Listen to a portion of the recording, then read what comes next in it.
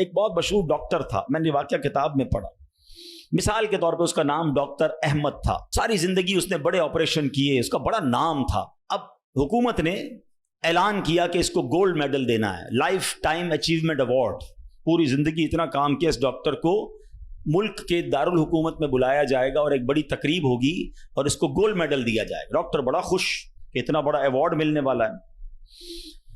Doctor صاحب نے flight بک کی، جہاز میں بیٹھے. جیسے ہی جہاز اڑا تو کچھ دیر کے بعد موسم خراب ہو گیا اور جہاز میں کوئی پرابلم ہو گئی. تو جہاز کو راستے میں کسی چھوٹے سے ایئرپورٹ پر اتار لیا گیا. ڈاکٹر صاحب جہاز سے نکل کر عملے کے پاس جاتے ہیں کہ بھائی کب جہاز اڑے گا، میری تو وہاں بہت اہم تقریب ہے اور سارا پروگرام میرے لیے سجایا گیا ہے، میں چیف گیسٹ ہوں، مجھے گولڈ میڈل ملے گا، بتائیں دوبارہ جہاز کب اڑے گا. کثر چھوٹا سا ایئرپورٹ ہے، جہاز کا پرابلم بڑا ہے، اتنا جلدی ٹھیک نہیں ہوگا. آپ کو اگر پہنچنا ضروری ہے تو آپ کو ایک گاڑی لیں کرائے پر اور بائی کار چلے جائیں، آپ پہنچ جائیں گے اپنی تقریب سے پہلے. ڈاکٹر نے کہا یہ بھی آئیڈیا ٹھیک ہے، جہاز کے انتظار میں کہیں میرا پروگرام ہی مس نہ ہو جائے.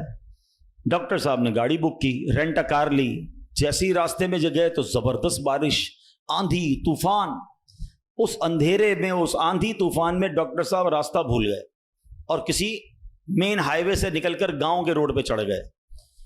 بہت دیر تک راستے میں، اب بھوک بھی لگ رہی، کھانا بھی نہیں کھایا، اندھیرا گپ، بارش ہو رہی ہے.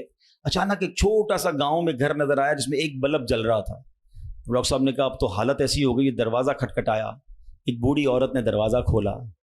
کب ماں جی کچھ کھانے پینے کو ملے گا، بہت بارش ہو رہی. کہا بیٹا اندر آ جاؤ. وہ اندر چلا گیا. ماں جی نے بڑی محبت سے اسے پانی بھی دیا، کچھ کھانے کو بھی دیا. تھوڑی سانس میں آئی تو ڈاکٹر نے دیکھا کہ برابر پہ بستر پر ایک نوجوان لیٹا ہوا تھا. کہا ماں جی یہ کون ہے؟ کہا بیٹا میرا بیٹا ہے. کیا ہو گیا اسے؟ کہا اس کو بہت بڑی بیماری ہے. ماں جی علاج کیوں نہیں کرواتی؟ ماں جی کہتی میں نے گاؤں کے ڈاکٹر کو دکھایا ہے، ڈاکٹر کہتے ہیں ہمارے وطن میں ایک ہی ڈاکٹر ہے جس کا نام ڈاکٹر احمد ہے، وہی اس کا علاج کر سکتا ہے. مگر بیٹا میں غریب ماں ہوں، میں اپنے بیٹے کو کہاں سے ڈاکٹر احمد کے پاس لے جاؤں؟ نہ پیسے ہیں نہ کرایہ ہے. بس روز اللہ سے دعا کرتی ہوں اے اللہ تو کارساز ہے، میرے بیٹے کو شفا دے دے یا ڈاکٹر احمد کے پاس پہنچا دے. ڈاکٹر احمد رونے لگا. کہتا ہے ماں جی میں ہی ڈاکٹر احمد ہوں اور اللہ نے مجھے تیرے گھر پہ بھیج دیا ہے.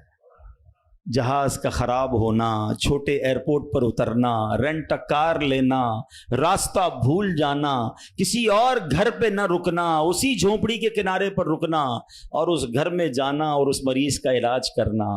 اب بھی نہیں مانو گے؟ ان اللہ علی کل شیء قدیر، میرا رب جو چاہے وہ کرنے پر قادر. بس ہمارا بھروسہ ہل جاتا ہے. ہم سمجھتے ہیں دنیا والے ساتھ دیں گے، ہم سمجھتے ہیں دنیا والے مسئلہ، ارے دنیا والے تو دکھ ہی دکھ دیتے ہیں.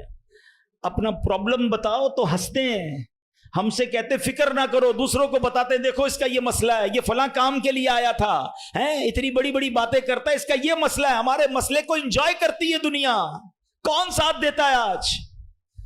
مگر جو ہمارے عیبوں پر پردہ ڈالنے والا، جو ہمیں بچپن سے لے کر آج تک نوازنے والا، جو ہمارے گناہ ہونے کے باوجود ہمیں عطا کرنے والا ہے، وہ ہمارا رب کریم ہے. ارے جو ہماری ماں سے زیادہ ہمیں چاہنے والا ہے، ہم اسے کیوں نہیں پکارتے؟ اس کی طرف توجہ کیوں نہیں کرتے؟ حالانکہ اس کی رحمت تو اس کے دروازے کھلے ہوئے ہیں، وہ تو دینا چاہتا ہے.